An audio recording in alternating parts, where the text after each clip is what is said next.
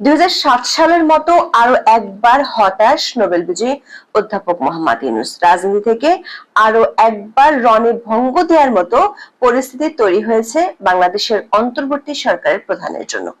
আন্তর্জাতিক চাপ আর মিত্ররা মুখ ফিরিয়ে নেয় ইমেজ সংকটে পড়ছেন ডক্টর ইউনূস। এদিকে মানবতা বিরোধী অপরাধের অভিযোগ এনে কমপক্ষে দুটি বিদেশি প্রতিষ্ঠান আন্তর্জাতিক অপরাধ আদালত বা আইসিসিতে ডক্টর ইউনূসের বিরুদ্ধে পিটিশন দায়ের করতে যাচ্ছে। আন্তর্জাতিকভাবে একাধিক আইনি জটিলতায় পড়ার আশঙ্কা দেখা দিয়েছে। আবার সেফ এক্সিটের জন্য লন্ডন বৈঠকে যে পথ বের করা হলো তাতে রাজি নয় দেশীয় মিত্ররা। মধ্যে সব মিলিয়ে নিজের রাজনৈতিক ক্যারিয়ারের দ্বিতীয় ইনিংস গুটিয়ে নেয়ার ব্যবস্থাটা জটিল হয়ে পড়ছে অধ্যাপক ইউনূসের জন্য। বিস্তারিত জানতে আপনাদের সামনে হাজির করব কিভাবে 1-11 এর সময় কিভাবে তার মিত্ররা সরে গেলে তিনি হতাশ হয়ে পড়েছিলেন। চলুন যাওয়া যাক বিশ্লেষণ। 2007 সালের 3রা মে বাংলাদেশের মানুষের উদ্দেশ্যে ডক্টর মোহাম্মদ ইউনূস একটি খোলা চিঠি লিখেছিলেন। সেই চিঠির একটি লাইন ছিল এরকম: যাদের সঙ্গে পেলে জনগণের সামনে একটি সবল ও উজ্জ্বল বিকল্প রাখার সম্ভব হতো তাদের আমি সঙ্গে পাচ্ছি না। নোবেল পাওয়ার 5 মাসের মধ্যে তিনি রাজনৈতিক ক্যারিয়ার শুরুর যে তৎপরতা দেখিয়েছিলেন সেটি শেষ করে দিয়েছিলেন এই চিঠির মাধ্যমে। 2007 সালের 11 ও 22 ফেব্রুয়ারি 2 দফা দেশের মানুষের কাছে খোলা চিঠি দিয়ে বলেছিলেন তিনি রাজনৈতিক দল করতে যাচ্ছেন যার নাম নাগরিক শক্তি। ওই বছরের 3রা মে আরেকটি চিঠিতে রাজনীতির প্রথম ইনিংসের ইতি টেনেছিলেন তিনি।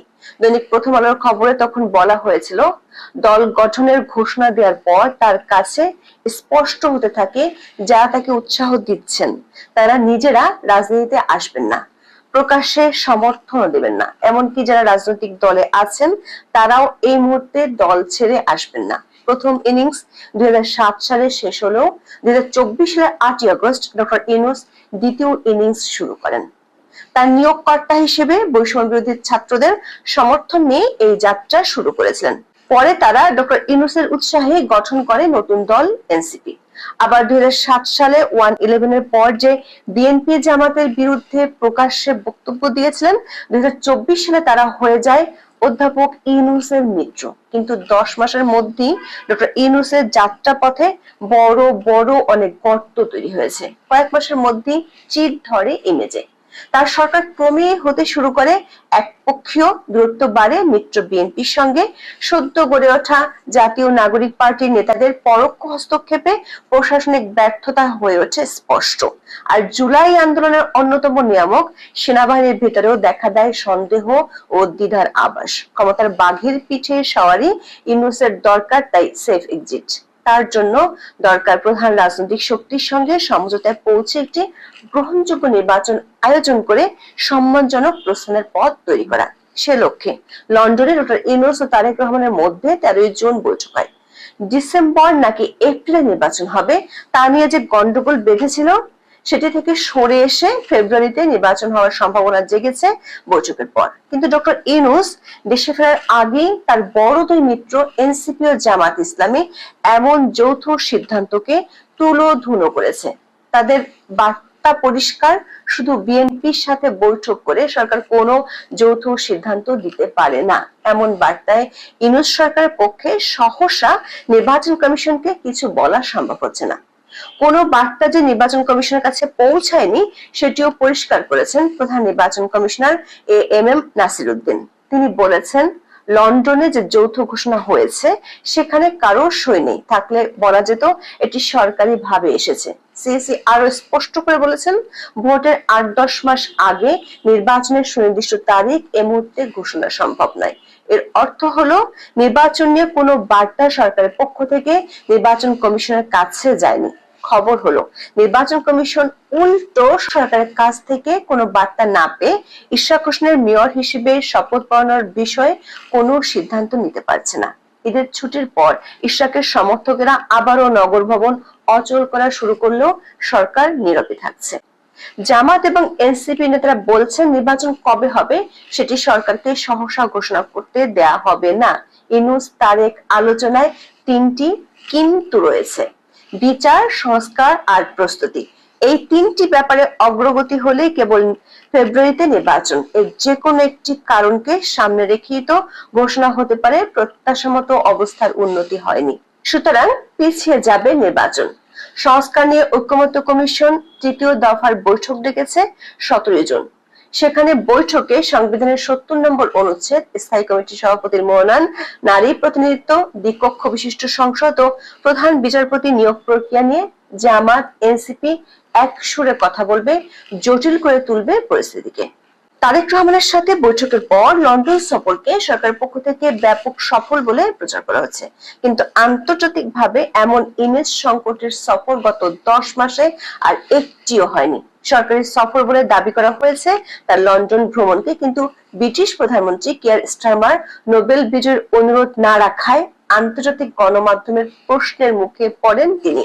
বিবিসির সাংবাদিক রাজিনী বৈদ্যনাথন অধ্যাপক ইউনূসের কাছে জানতে চান, আনুষ্ঠানিক সফর হওয়া সত্ত্বেও ব্রিটিশ প্রধানমন্ত্রী কেন সাক্ষাৎ করেননি।